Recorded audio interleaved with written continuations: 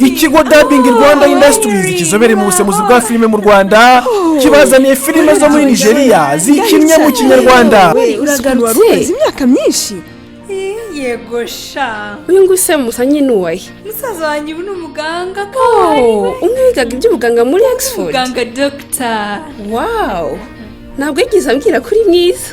Nashakaga ko nyine umwirebera ubundi ukifatira umwana. Abakinnyi b'ibihangange mumenyereye muri filime zo muri Nigeria n'ibigo bicuruza filime zabo bashimye ubuhanga n'ubunararibonye dukorana, maze basanga filime zabo dukwiye kuzigeza ku banyarwanda ziri mu rurimi rw'Ikinyarwanda.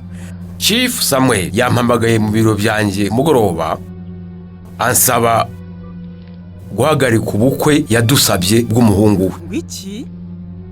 Papa, uramenye utacikwa n'iyi filime ibimburiye izindi yiswe Iherezo ry'Umwamikazi. Izasohoka kuri uyu wa mbere tariki ya 8 z'ukwezi kwa gatandatu 2015. Iyi filime ivuga inkuru y'umwana w'umukobwa ugira amahirwe yo gukundwa n'umwana w'umwami, ariko kubera ishyari n'urwango rw'ababanaga bagaca inzira zose ngo bamubuze umugisha wo kuba umwamikazi. Kuri uyu wa mbere bariza mu gikari cyo kuri Fantastique kwa Mapendo Nyabugogo kimwe n'ahandi hose bacuza filime mu Rwanda.